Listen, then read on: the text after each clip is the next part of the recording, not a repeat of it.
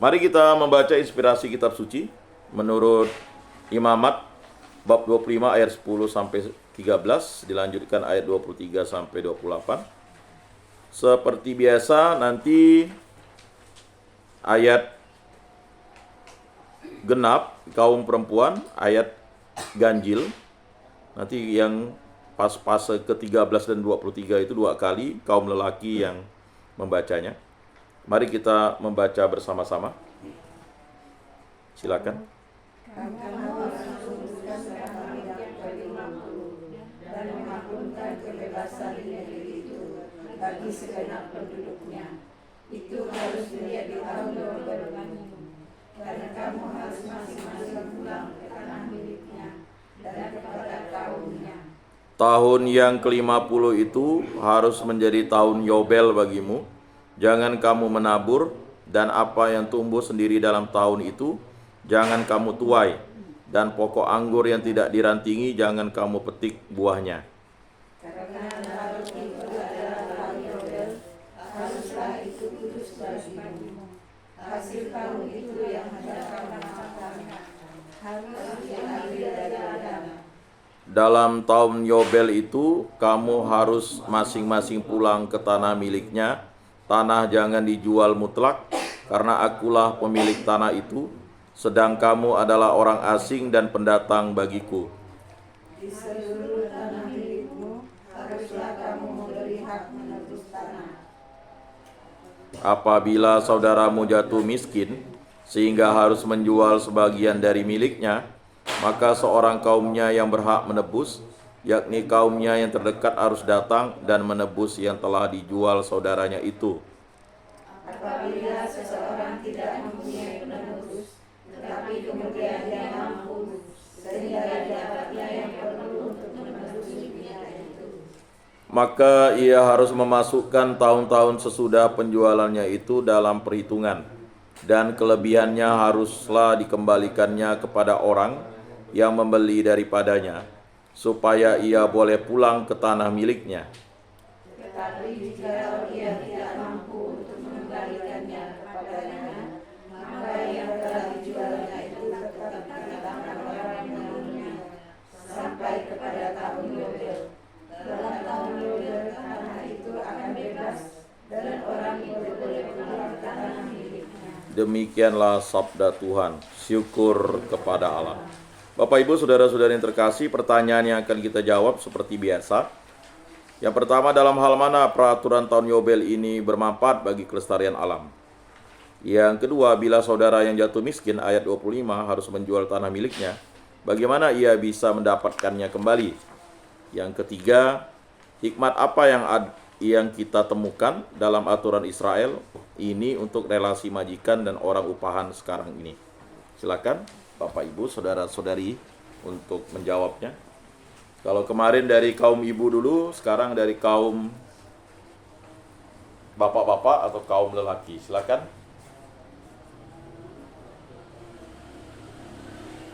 Ada 3 pertanyaan yang kita akan refleksikan.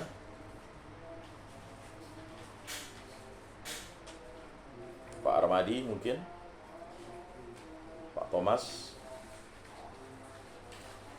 Pak Ambros, Pak Ditin.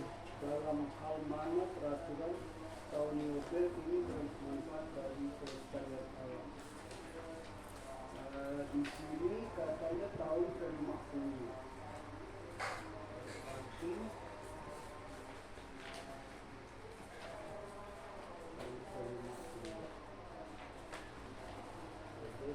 jangan kamu menabur dari apa yang tumbuh sendiri dalam tahun itu, jangan kamu tuai. Dan pokoknya anggur yang tidak dirantingi jangan kamu petik buahnya. Karena tahun itu adalah tahun Yobel. Haruslah itu kudus bagimu. Hasil tahun itu yang hendak kamu makan harus diambil dari ladang. Jadi tahun Yobel.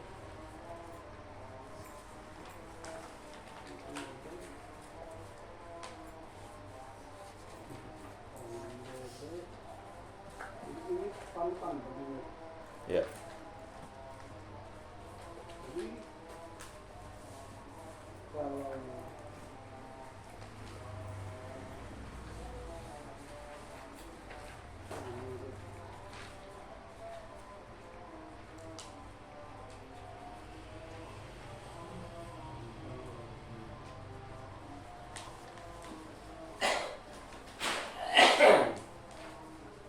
terima kasih. Silakan Pak, yang lain.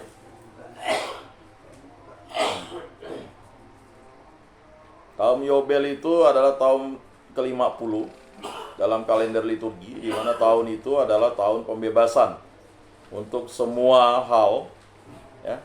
Dan tahun itu diperingati sebagai tahun pelepasan hak.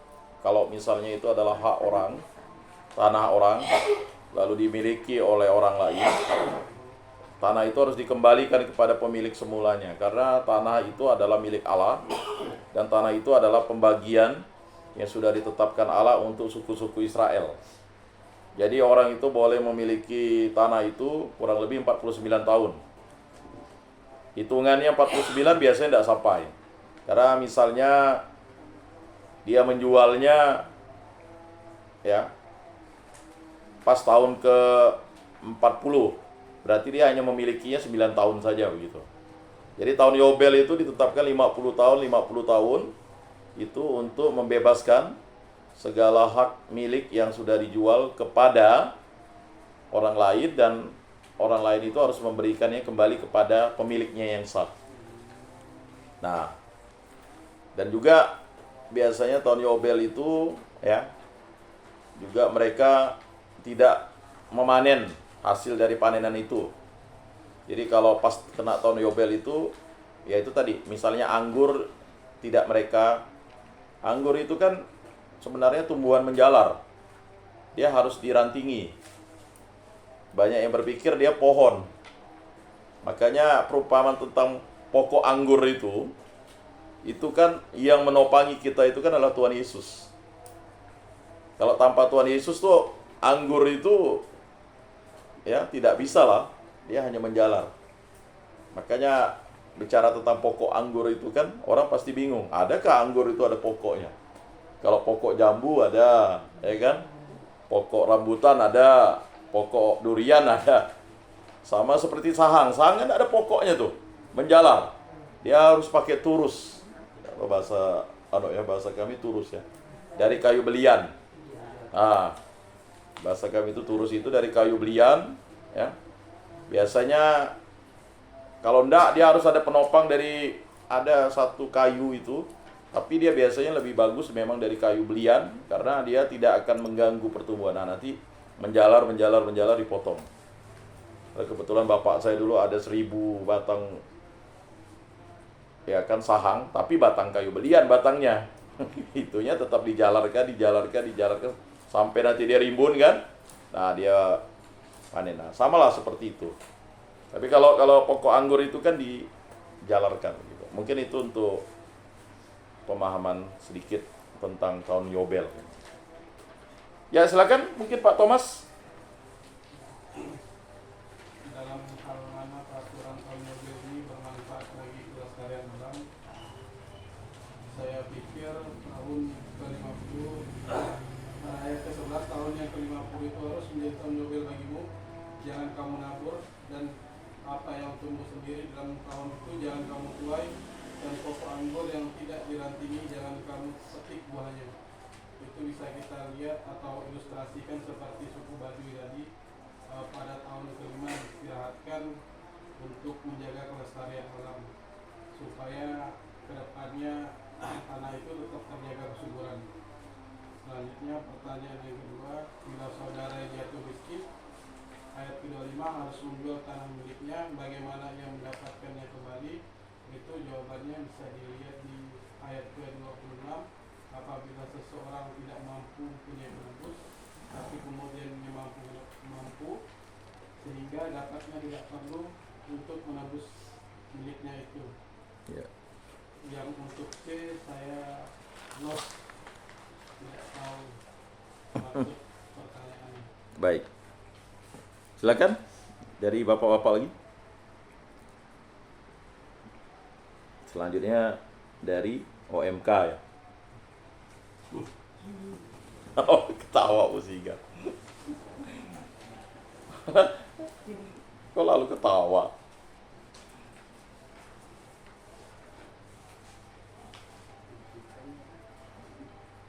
Atau ODK, orang dewasa Katolik lah ya. Dari Bang Alek mungkin?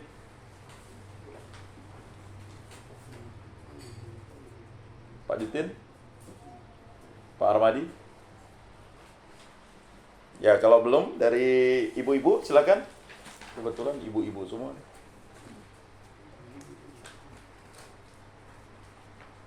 Bu Sumi.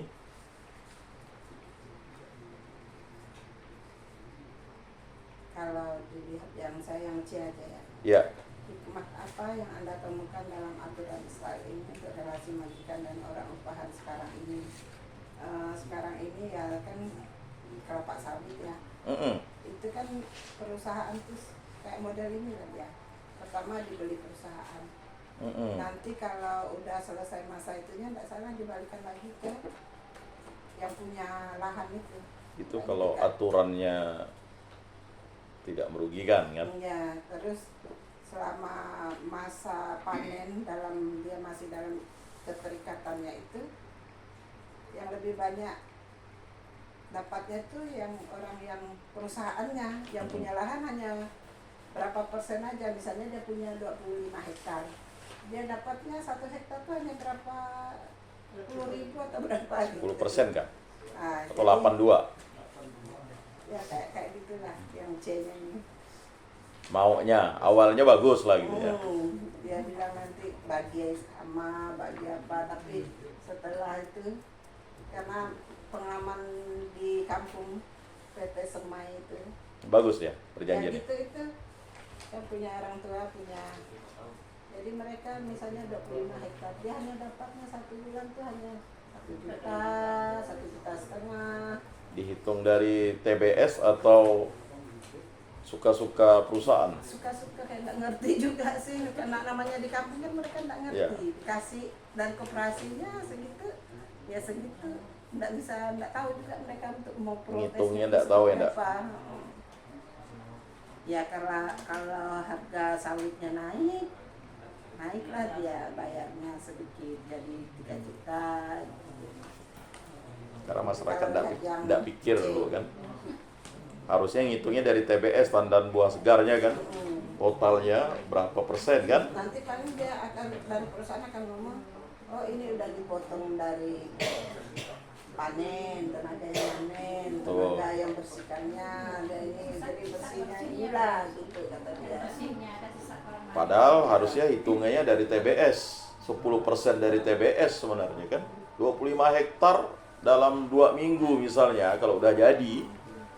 Ya kan? Nah itulah banyak airnya. 2 minggu. Jadi dalam 1 bulan kalau dapat, ya kita hitung 25 hektar 25 ton.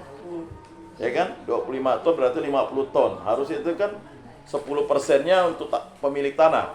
Ya. Tapi itulah yang membuat masyarakat sekarang sudah pintar karena cerdas. Kok tidak dari TBS gitu? Harusnya kan dari tandan buah segarnya. Kalau dari hitung ini, hitung itu, hitung ini ya Tekor. pasti kita pemilik tanah masa 25 hektar hanya dapat 1 juta.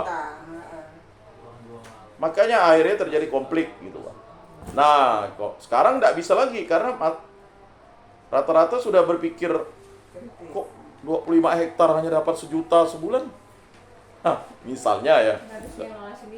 Bagus ngelola sendiri. Kalau TBS kan jelas 25 ton misalnya. Berarti kan makanya dari awal sebenarnya perjanjiannya itu sudah cacat kesepakatan hukum awalnya. Karena apa? Masyarakat itu tidak membaca. Maka terjadilah konflik-konflik ini. Makanya sekarang orang lebih suka mengelola sendiri. Dia panen sendiri, dia udah tahu hitungannya TBS-nya berapa, tandan buah segar. Dan si pekerja pun juga sekarang nggak bisa dibodohi. Dia pakai berapa, 1 kilo itu berapa perak tuh, ya kan? Jadi nanti hitung timbang 2 ton. Nah, yang dia panen misalnya 2 orang 2 ton kan, berapa ratus gitu. Jadi sekarang menguntungkan lah. Yang bawa truk juga untung. Makanya dulu itu yang paling suka orang bawa truk. Karena dia hitungnya ton. Makin berat lah. 15 ton dia bawa kan dia tidak mau tahu. Ya, justru itu. Baik, yang lain silakan.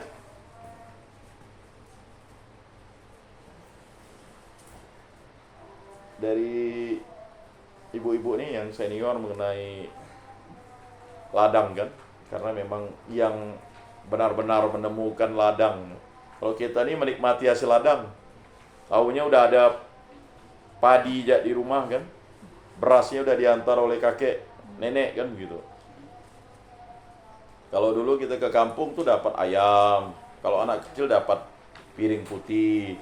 Saya dulu kalau pulang kampung, bayangkan kalau misalnya 3 adik beradik ya, anak saya dulu waktu pulang kampung, si Arthur itu dapat 10 ekor ayam kalau tidak salah, ya kan? Itu masih dia, padahal hanya pergi sebentar, dapat piring dia kan. Tapi kalau kita sekarang ini kan hal-hal kayak gitu sudah, makanya orang di desa itu, di kampung tuh sangat bijaksana dia. Dia tidak bisa memberikan uang, tapi dia memberikan ayam tadi. Lalu dipeliharalah sama nenek saya di Bengkayang. Yang manennya orang yang buat rumah sebelah. Kita ini dah jaga ayam itu kan, maksudnya berkembang, ya kan? Tiba-tiba tinggal berapa, nah udahlah kata mama saya dipotong aja. Ya kan, karena kan tidak mungkin dibawa ke Pontianak, dibawalah ke Bengkayang tuh. Lalu sama nenek saya dipelihara kan, sama mama saya dipelihara. Ada sekitar udah berkembang ya. Nah itu juga terkadang orang ini ya, orang kampung tuh udah bijaksana ya kan. Ayam dulu mana di kandang, dilepaskan aja sampai bertengger di situlah ya. Tapi sekarang tidak mungkin ya. Dulu semuanya ya, kecuali ketika seperti babi lah dilepaskan, itu dulu memang kalau udah musim orang berladang tuh tidak boleh. Tapi sekarang ya udah di kandang ya. Nah makanya orang berladang itu di seberang sungai, biar babi dan sapi itu sulit nyebrang. Memang dia bisa nyebrang sebenarnya, berenang kan. Tapi ya untuk menghindari itu, makanya kalau di kampung mama saya, kampung kakek saya itu, orang berladang itu kok jauh benar berladang nih, nyebrang sungai, pagungnya di situ, ya kan? Waduh, untuk pergi saja itu 2-3 jam jalan kaki. Wah ini sih, karena untuk menghindari tadi ternak-ternak masyarakat gitu kan. Kalau naik sepeda motor sih mungkin ya 5 menit, 10 menit lah, enggak lama. Tapi karena harus nyebrang jalan kaki, bisa sejam 2 jam gitu. Ya silakan ibu-ibu, bapak-bapak, Ibu Epa. Tentang tahun Yobel. Tahun Yobel termasuk minta kasih Tuhan kepada umat manusia, Ya. karena manusia diberikan kesempatan untuk merawat bumi ini, untuk kita lestarikan. Sehingga kita harus merawatnya dengan cinta kasih juga, supaya kita kembalikan kepada Tuhan, karena Tuhan sangat mencintai kita dan kita diberi hak untuk merawat bumi ini, sehingga kita bisa merawatnya biarpun dari hal kecil, jangan buang sampah sembarangan di lautan. Sekarang ini air sama lambat ya kan, karena banyak kotoran mungkin. Itu bagian daripada tahun juga, kita sama-sama merawat bumi ini karena kita manusia yang dipercayakan oleh Tuhan. Kita kembalikan cinta itu melalui perawatan kita kepada Tuhan.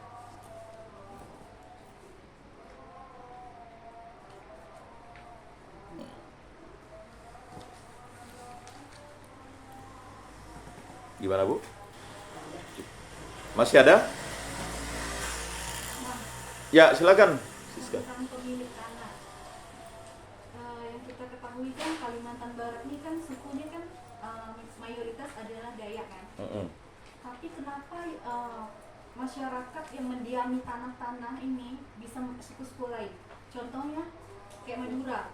Madura tuh pura-pura lah dia tuh kayak beladang kan. Nanti diusir dia tidak mau. Dia bilang ini tanah Tuhan. Terus suku Jawa. Kenapa suku-suku itu yang bisa punya tanah di situ? Padahal awalnya mereka tuh pendatang. Terus permasalahannya di mana gitu? Kenapa suku kita yang pergi ke Ulu gitu misalnya tidak mendiami kota gitu? Contohnya gimana Bang? Ya itu sih jawabannya karena memang persoalannya yang terjadi itu kan tanah ini kan milik negara ya. tanah milik negara ini ketika tidak diolah, dia itu menjadi milik negara. Sedangkan tanah-tanah wilayah milik masyarakat itu sebenarnya diakui negara. Tapi itu tadi, ketika struktur pemerintahan itu sudah tidak mengakui tanah wilayah, beda dengan di Padang misalnya, atau di daerah Jawa Tengah, di daerah Sulawesi. Sebenarnya tanah wilayah itu diakui negara. Cuman persoalannya yang serakah ini adalah yang berkuasa waktu itu. Contohnya kalau misalnya kita tahu abang ipar saya itu orang Jepang, udah meninggal sih dia. Dia masih punya hak penambangan hutan di Melawi itu 30 tahun. Nah, kita dengar ya. Kalau orang punya usaha tuh bisa dikasih 50 tahun, 100 tahun. Ya kan? Oleh yang berkuasa waktu itu. Nah, kadang kita nih masyarakat tidak tahu. Masyarakat itu hanya tahunya itu tanah nenek moyang kita. Nah, kemudian dibenturkanlah, dibawalah suku-suku, ya namanya kita berhak. Kalau kita misalnya tinggal di Aceh, kita boleh punya tanah di Aceh. Itu keuntungan menjadi orang Indonesia. Nah, cuman kan yang namanya suku pribumi atau suku yang pertama mendiami Kalimantan ini kan tanah di Kalimantan yang tidak terolah, bagaimana mau diam di tempat orang. Nah, jadi mungkin itu penyebabnya. Sebenarnya konflik-konflik itu diciptakan, harusnya diatur oleh negara dengan baik. Sedangkan transmigrasi dikasih tanah 2 hektar plus sertifikatnya. Saya ingat cerita, ada seorang bapak itu bercerita, dia sudah 5 kali transmigrasi. Transmigrasi di Sumatera, dia utang ke bank. Tidak mampu bayar, dia pindah lagi pergi ke daerah, kalau tidak salah itu di Sulawesi. Sulawesi itu dia pinjam bank lagi. Tidak juga usahanya ini kan. Lalu katanya dia pernah pergi ke Papua, gitu juga deh. Lalu terakhir dia pergi ke Kalimantan. Ke Kalimantan itu, yang keempat itu dia bukan di Kalimantan Barat ya. Ini cerita kan. Lalu dia pinjam bank lagi. Usahanya tidak berhasil lagi. Habis itu dia ikut lagi. Bisa sampai 5 kali. Bayangkan, kalau satu tanah 2 hektar dikasih sertifikat. Makanya jangan heran mereka bisa buat usaha. Sertifikat tanah itu digadaikan ke bank. Karena mereka punya relasi tadi, relasi kuasa. Sedangkan orang-orang suku pribumi, ya kita, ya kebetulan notabene ya di pedalaman nih orang-orang Dayak itu, ini kan dianggap kalian kan banyak tanah. Kita tidak punya surat gitu Pak. Ya kan? Akibat tidak punya surat tuh bagaimana kita tahu? Akses bank tidak ada. Makanya gereja dengan akses pengembangan sumber daya ekonomi itu, Komisi PSE itu mencerdaskan. Makanya tahun 72 itu mulailah ya dari, jadi kredit union itu jangan mengatakan itu bukan kerjanya gereja Katolik melalui Komisi PSE Keuskupan. Sekarang sudah berkembang sekian triliun itu, makanya beberapa CU itu tidak akan mungkin bisa melupakan jasa gereja itu kan. Oke lah, sekarang pengelolaannya itu oleh awam-awam. Tahun 72 mulai itu. Lantak Tipe tahun 66. Sudah mulai ya Saya sudah ada di sosialisasinya kan. Tapi kan prosesnya setelah menjadi CU ya kan 72, habis itu Lantang Tipo kalau tidak salah agak vakum, lama-lama tahun 70 sebagai CU pertama ya. Iya. Nah, jadi itu. Nah itu, setelah itu kan mulai ada pemberdayaan lain lagi. Pemberdayaan dan sebagainya. Dan akhirnya, ya inilah tadi saya katakan. Kalau kita tidak punya kuasa itu, orang yang punya kuasa bisa memanfaatkan itu, menjual itu, ya kan, untuk dijadikan, ya, macam-macam. Dan akhirnya ya, sekarang ya kita hanya menikmati hasil dari kekuasaan yang sudah berlangsung ini. Ya jadi jangan heran misalnya kalau di Kalteng kita enak, ada konsensus setiap orang Dayak itu atau suku pribumi dapat 1 hektar. Kayak kawan saya itu dapat 1 hektar. Kalau kita ini mana? Saya pulang ke Bengkayang beli tanah, ya kan? Padahal saya sampai nanya, ngapa kakek dulu ndak nebang ini? Saya tanya bapak saya, itulah katanya ya. Padahal lewat-lewat ya dulu hutan nih. Itu tadi ndak berpikir. Kalau orang Dayak itu kan ndak mau serakah dia. Ngapain bah? Mau memiliki tanah, cukuplah tanah yang di kampung dah. Tanah di sini mana mampu ngolahnya katanya. Iya. Dia bukan ndak berpikir, dia berpikir. Cuman ngapain serakah? Nah itu bedanya tuh. Ya. Kita kan ndak pikirkan gitu. Kalau misalnya kita dulu kakek nenek kita maju, ya kan? Nguasai puluhan hektar atau ratusan hektar, ya kan? Ya pasti ini. Nah, misalnya kayak di kampung mama saya itu, yang menguasai tanah itu ya paling besar ya keturunan orang Tionghoa, 50 hektar. Karena memang waktu masuk di situ mereka udah tebas-tebang. Nah, jadi memang kita tidak bisa juga berkata bahwa kepemilikan lahan itu, nah terjadilah konflik perlahanan, ya. Lahan yang tidak dipakai itu ditinggali oleh suku-suku tertentu. Dan akibat itu, suku-suku tertentu itu kan karena dia tidak mungkin mau pulang kemana dia. Ya kan? Kayak tanah gereja nih, kata tanah gereja yang di tengah ya, jalan tengah ya kalau tidak salah. Kan dimiliki sedikit. Ya. Jadi akhirnya lama-lama ya tanah itu dijual ke umat pun enggak. Tapi ya itu tadi, kayak tanah misalnya di Kapel kemarin kalau enggak dijaga oleh umat Katolik situ kan. Kalau tempat lain udah dimiliki dah. Oh, kalau yang sekarang tanah kami gereja Nah. dulu kan enggak banyak jadi orang Nah. mendirikan rumah situ. Jadi kan kalau enggak dijaga oleh kita ya. Kakek Alek tuh buat kos julakan. Kalau enggak cuman selesai. Itulah tadi kalau di kita nih kan kita enggak mau ini. Ada sifat yang baik gitu. Yang memang dipertahankan. Kalau mau kan kita petak-petak saja. Enggak usah jauh. Yang sekarang ada man yang di Jalan Apel tuh. Itu tanah gereja dulu. Sekarang mana ada lagi? Udah senyap tak kemana. Waktu zaman saya masih tinggalkan Kendari tahun 78. Ya. Nah, itulah tadi jawabannya ya. Terima kasih untuk pertanyaannya, itu untuk mengetuk kita. Coba kita bertanya ya kepada Bapak Ibu yang sudah senior ini, yang sudah lansia ini. Kan kita datang sini beli tanah.